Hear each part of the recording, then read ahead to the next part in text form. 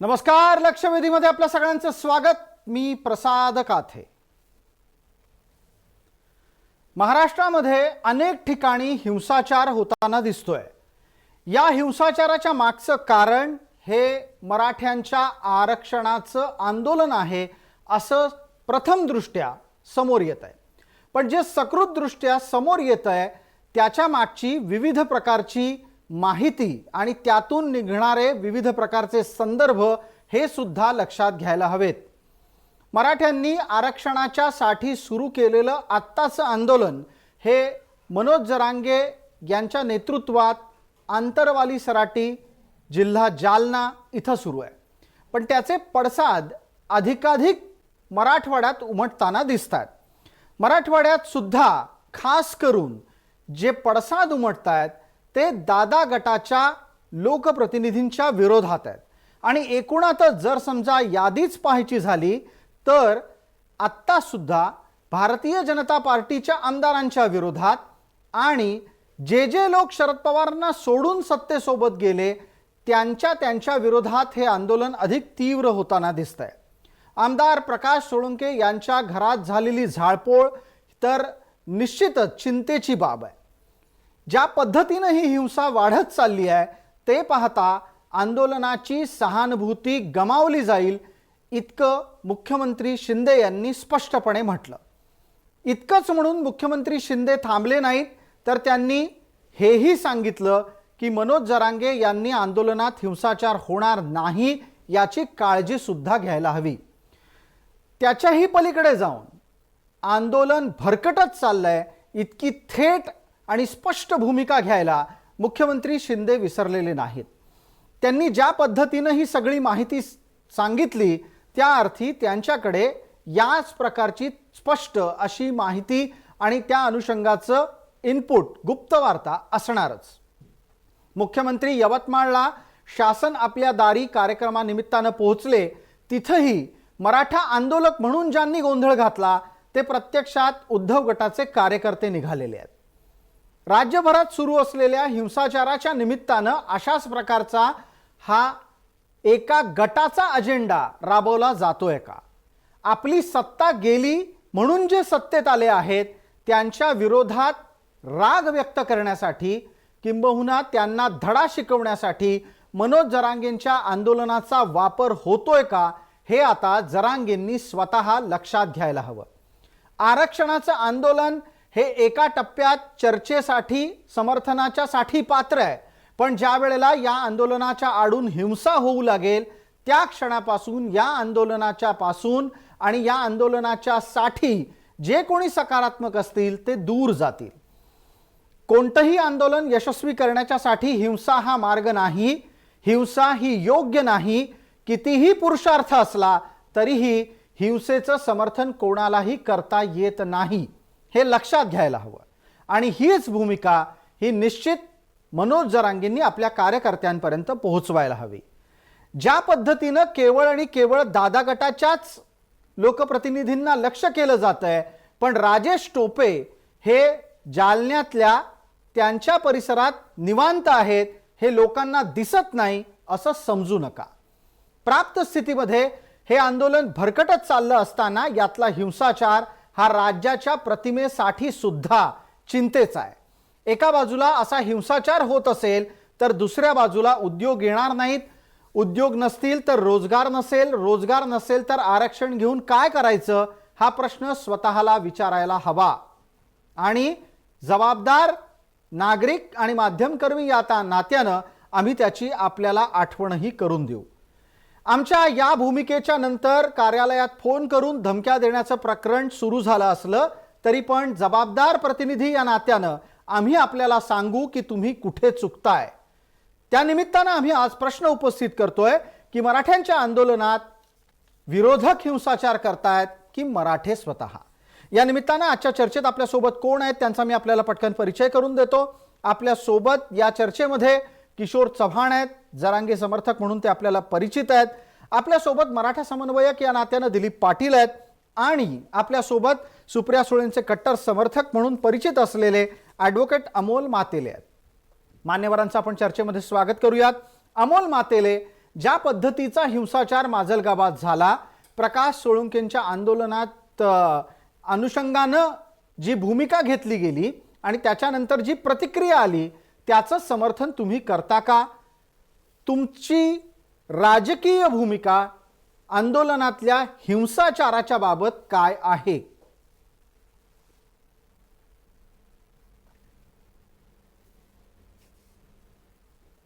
मराठा समाज बांधवांनी मुख्यमंत्र्याला खूप वेळ दिला.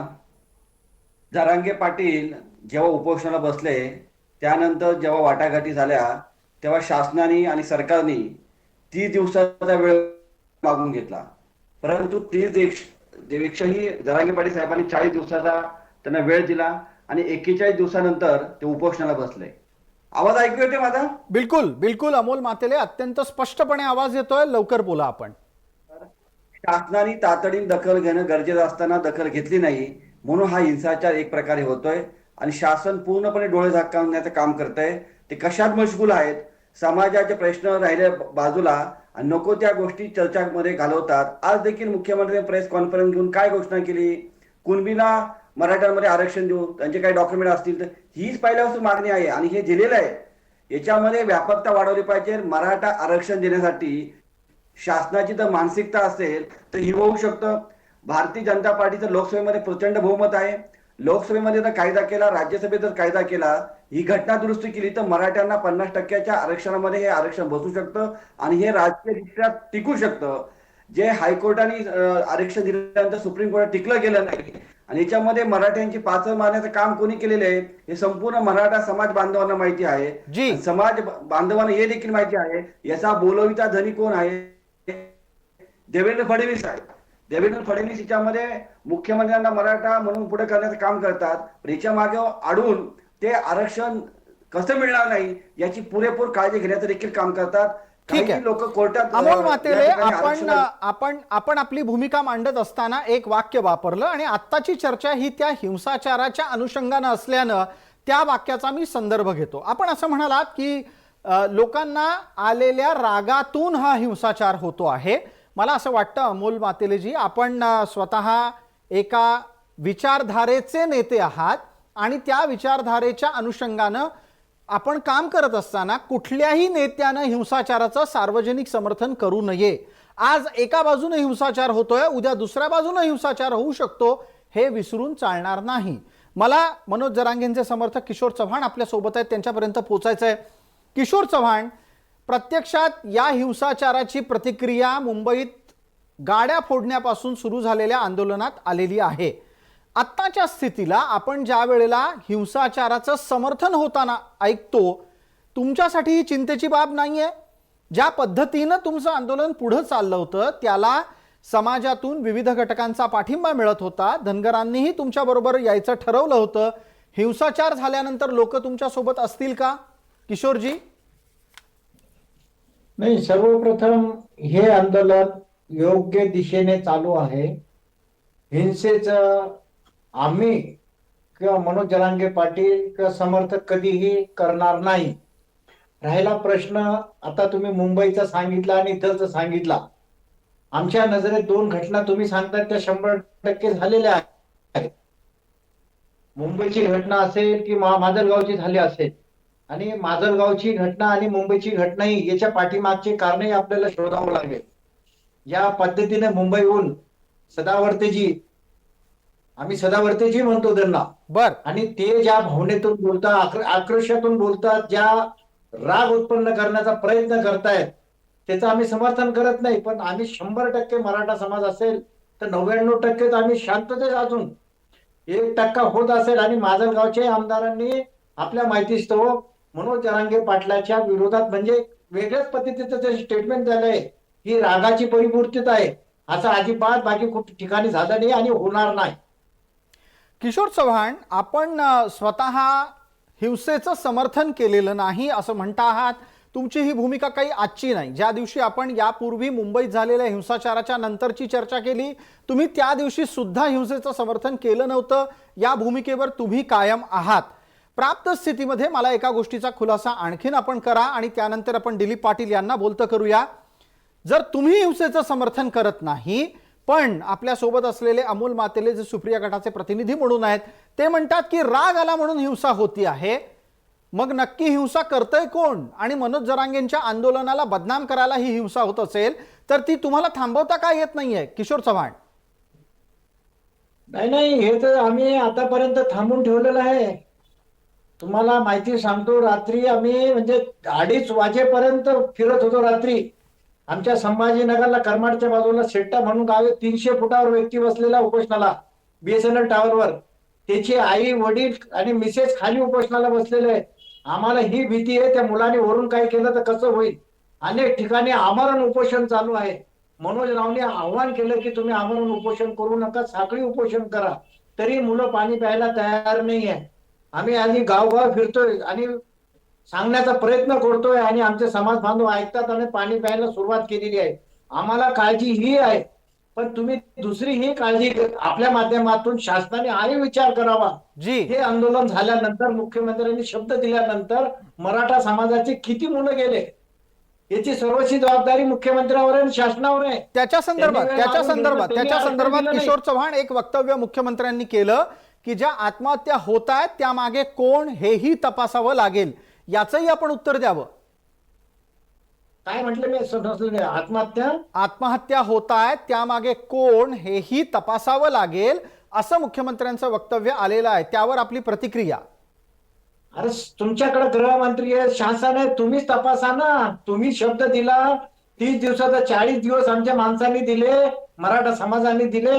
तुम्ही आरक्षण दिलं नाही म्हणून लोक आत्महत्या करा. नैराश्य पसरलंय सगळं मराठा युवकात समाजात की मुख्यमंत्री शब्द देऊन शब्द पाळत नाही तर कसं आरक्षण मिळेल. आणि हे दूर करण्याचा मनोज रावचा आणि आमच्या समाजाच्या सर्व समाजाचा प्रयत्न चालू आहे. म्हणून 24 तासात काही आत्महत्या झालेली नाहीये. हे आमचं सुदैव आमच्या मराठा समाजाचं. नाही तर किशोरजी आपण हिंसाचाराचं समर्थन करत नाही म्हणता. मग मला एका गोष्टीचा खुलासा करा, जी हिंसा होती ती करणारी माणसं कोण आहेत हे तुम्हाला माहिती आहे का? कारण जे यवतमाळ मधलं प्रकरण आहे, ताज्या घटनाक्रमाचं आपण पाहू. तिथे मुख्यमंत्री शासन आपल्या दारी या कार्यक्रमाच्या निमित्तानं पोहोचले होते. तिथं मराठे म्हणून जे कोणी घुसले कार्यक्रमात ते प्रत्यक्षात उद्धव गटाचे कार्यकर्ते निघालेत.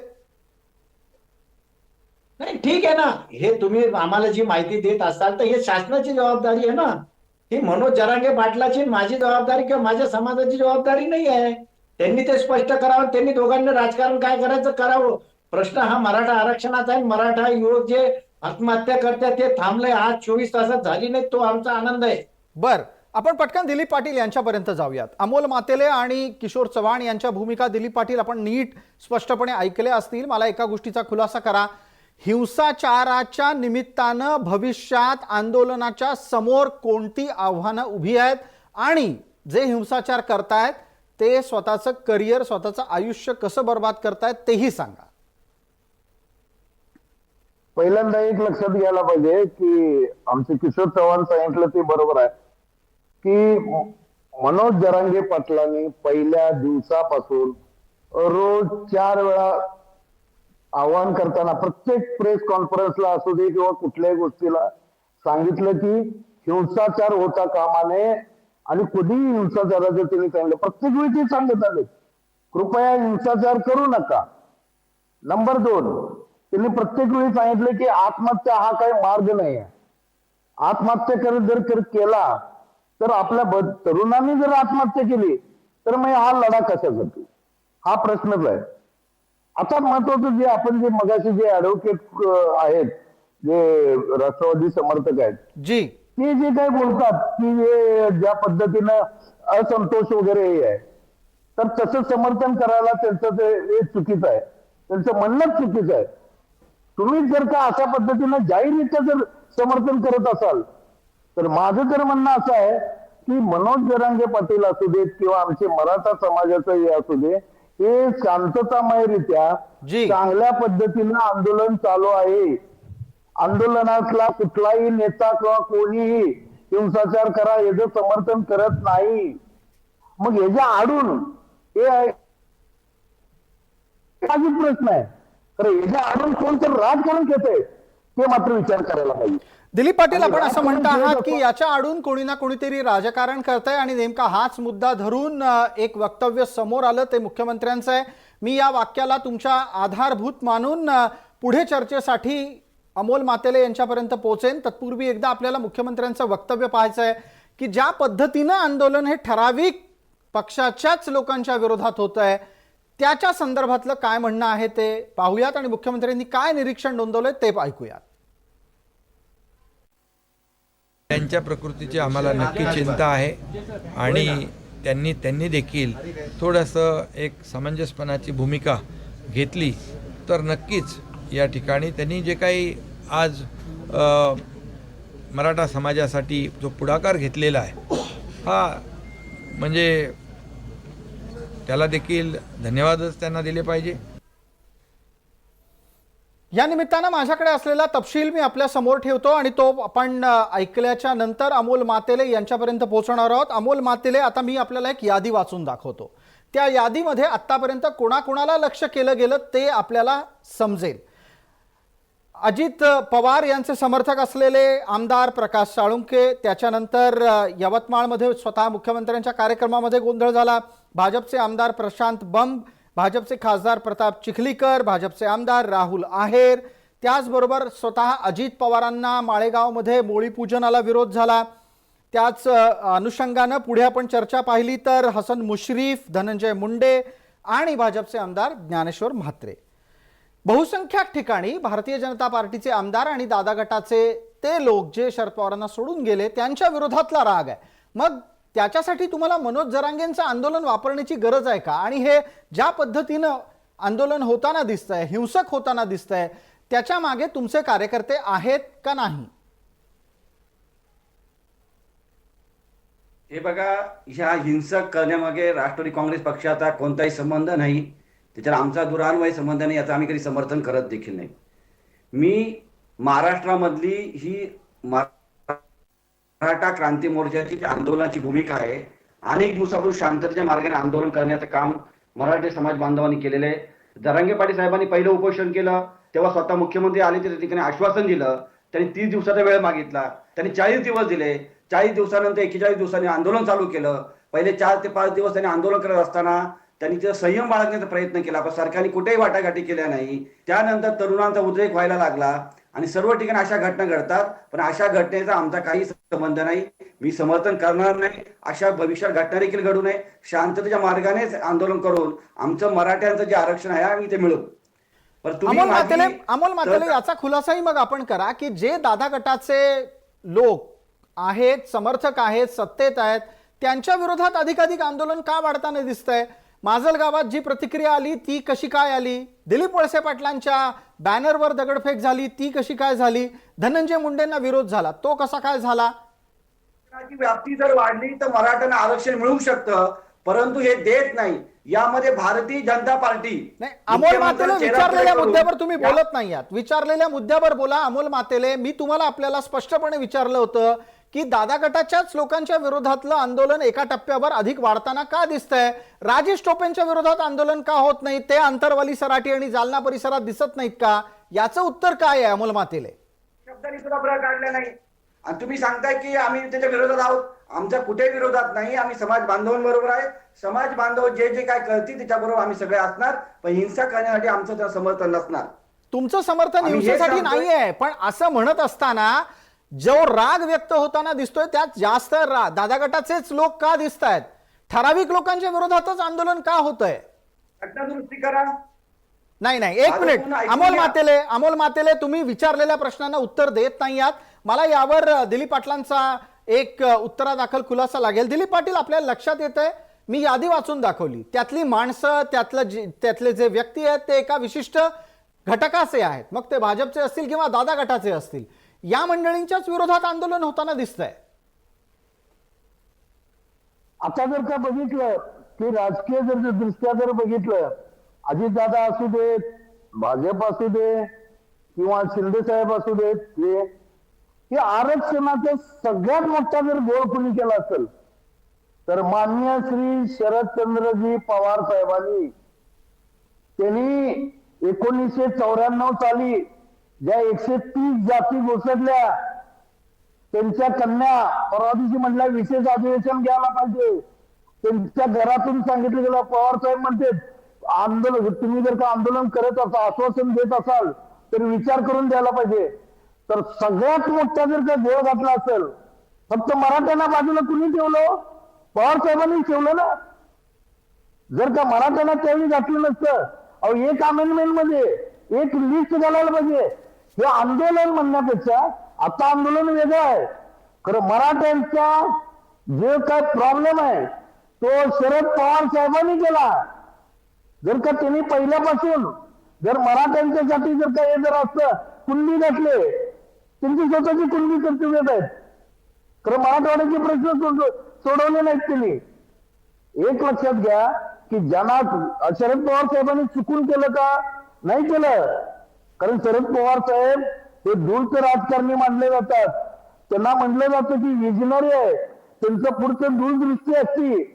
आज ही दूरदृष्टीचा परिणाम आज हा होतोय. लक्षात घ्या, आज मराठा समाजात ज्या प्रकारची अस्वस्थता तयार झालेली आहे, मनोज जरांगे सारख्या एका युवकाला, मी म्हणतो युवकच आहे तो, त्या युवकाला अशा पद्धतीचं उपोषण करायला लागतंय.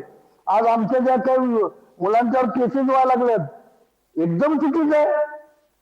अहो ज्यांच्यासाठी काम करणार, अहो त्याच लोकांच्या हातात काय चुकलं सांगा.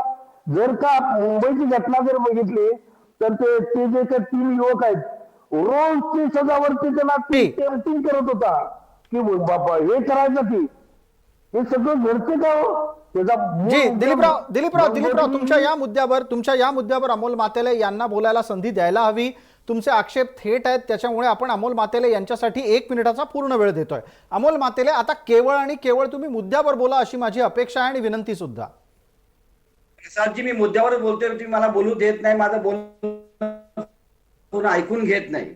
मी यामध्ये असं सांगितलं की लोकसभेमध्ये जर घटना दुरुस्ती केली आणि 50% आरक्षणाची व्याप्ती जर वाढवली आणि इतर समाजामधून आम्हाला आरक्षण नकोय, आम्हाला पूर्णपणे मराठा आरक्षण पाहिजे. मराठा समाज बांधव इतर जाती धर्माच्या लोकांना बरोबर घेऊन जाणारा समाज आहे.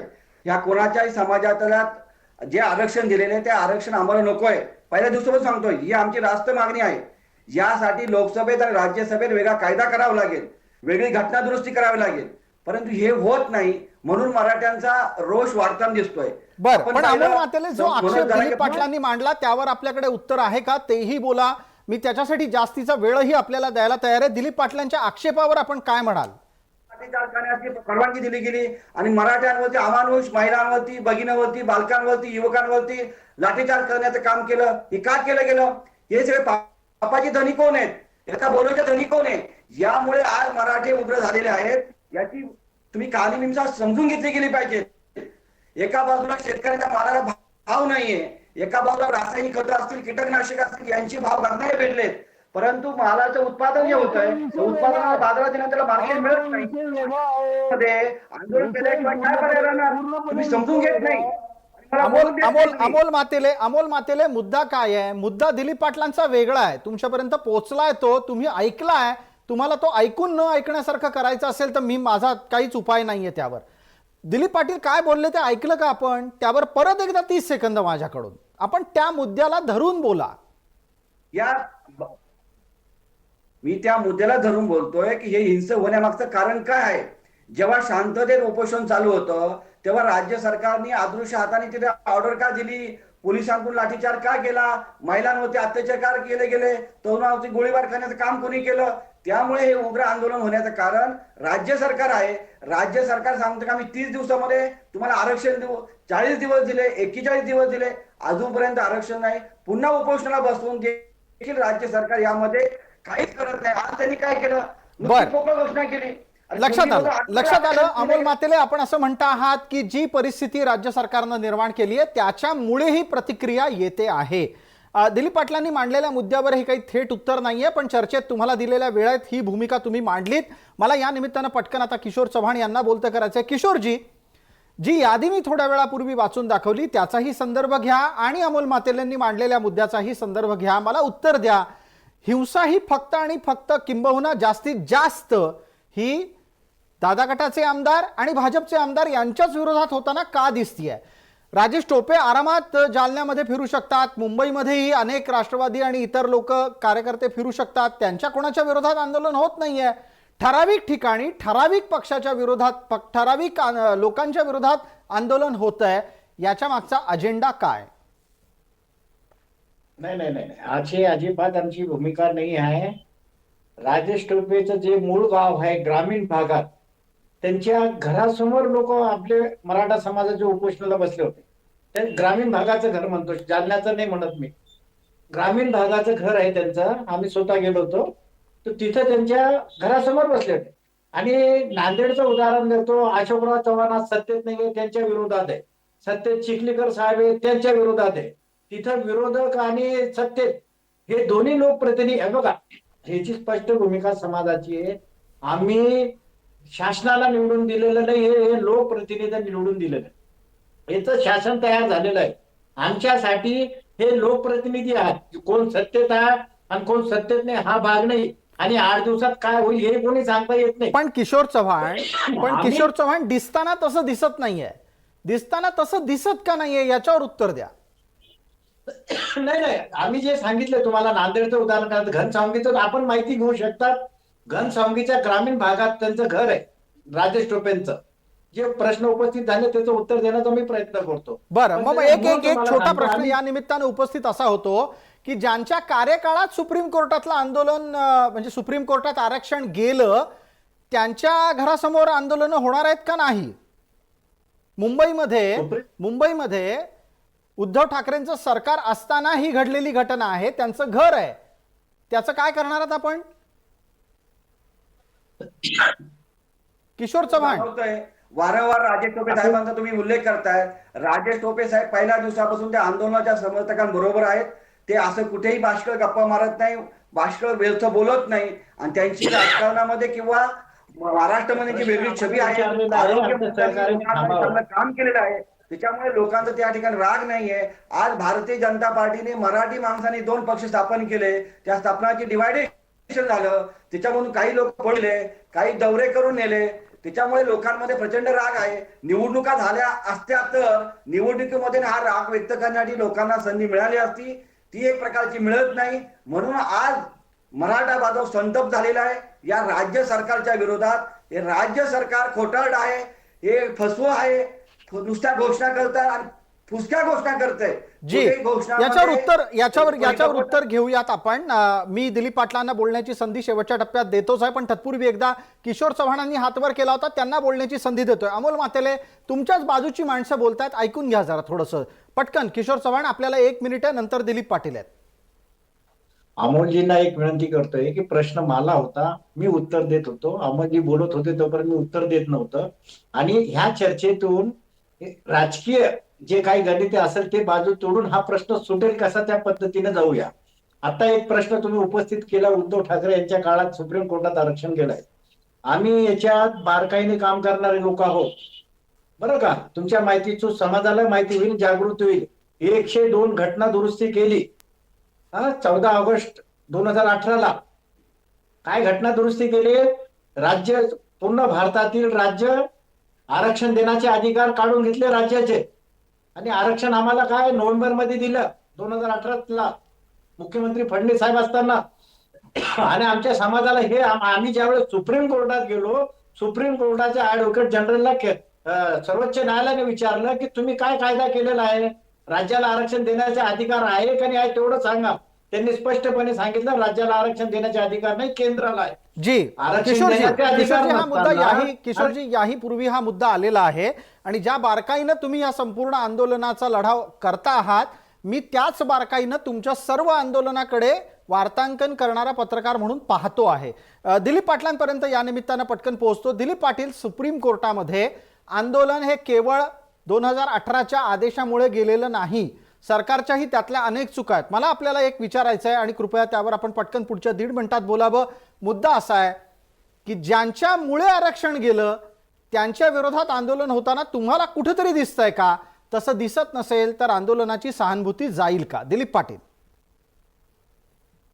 एक विचार करायला पाहिजे की थोडंफार जरासं या बाबतीत की मी कोल्हापूरचा असल्यामुळं मला तिकडचे जे काही कोण कुठल्या गटाचं एवढं लक्षात येत नाही. महत्वाचं एक लक्षात घ्या, एखाद दुसरी चूक होऊ शकते. तर महत्वाचं याच्यात हे आहे की अशोकराव चव्हाण साहेब असू देत किंवा त्या काळातली जी त्यांची मंत्री उपसमिती आहे, ही आरक्षण घालवायला कारणीभूत आहेत. जसं आत्ताचे जे काही सरकार आहे किंवा पूर्वीचे जे सरकार आहेत, तुम्ही ज्या पद्धतीनं म्हणता की त्या सरकाराच्या चुका आहेत, 100% त्यांच्या पण चुका आहेत. मला किशोर चव्हाणांचा शब्द मला बरोबर आवडला, तो म्हणजे आमचं आंदोलन हे पक्षाच्या किंवा कुठल्या गटाच्या हे नाही, व्यक्तीच्या विरोधात आहे. म्हणजे आमदार व्यक्ती, पक्ष नाही, हे एक आहे. खरं जर तुम्ही जे मला लिस्ट बघितली तर ठराविक लोकांच्या ज्यावेळी उद्धव ठाकरे साहेबांचं सरकार होतं त्यावेळी मराठा मशाल मोर्चा आम्ही उद्धव ठाकरेंच्या तिथे नेलेलं ना, त्या काळात ते आंदोलन झालं. तर आता जे लक्ष केलं जातंय की त्याच्यातनं आता तुमचे जे मगाचे जे राष्ट्रवादीचे समर्थक आहेत ते सांगतात की ते पळून गेले, आमदार झाले आणि त्यामुळे लोकांच्या तो तुमचा प्रश्न आहे, आम्हाला त्याच्यात घेणं घेणं नाही. पळून जाऊ दे, नाही तर आमदार फुटू दे, मराठा समाजाला त्याला देणं घेणं काही नाही. आमचं म्हणणं एक आहे, आमचा उद्रेक त्याबद्दल नाही आहे. परत एकदा स्पष्ट करतो की आमचा उद्रेक हा फक्त आरक्षणासाठी आहे. मनोज जरांगे पाटील शांततेचं आवाहन करत आहेत, वारंवार करत आहेत. त्यांना तुम्ही बदनाम करू नका, आमच्या आंदोलनाला बदनाम करू नका. शांततेचं आंदोलन आहे, तुम्ही तुमचे जे पळून गेले तुमचं तुम्ही बघा ना. बिलकुल दिलीप पाटील, आपण अगदी थेट आणि स्पष्टपणे ही भूमिका मांडलीत की आरक्षणाच्या आंदोलनाला बदनाम करणाऱ्यांनी या आंदोलनापासून दूर राहायला पाहिजे. ज्यांना कोणाला राजकीय पद्धतीच्या भूमिका घ्यायच्या आहेत त्यांनी आपापल्या पातळीवर त्या घ्याव्यात. पुन्हा एकदा मी आपल्या सगळ्यांना विनंतीपूर्वक याची आठवण करून देतो की उपोषण हे अहिंसात्मक मार्गाने आपल्या मागण्या मान्य करण्यासाठी वापरलं जाणारं अस्त्र आहे. आंदोलनाच्या या अस्त्राचा वापर एकाच वेळेला हिंसा करून होणार नाही, अशानं आंदोलनाची सहानुभूती जाईल. आपण सर्व मान्यवर या चर्चेमध्ये सहभागी झालात त्याबद्दल आपले मनपूर्वक आभार. लक्षवेधीच्या या चर्चेमध्ये तुर्तास इतकंच. सर्व प्रेक्षकांना जय महाराष्ट्र.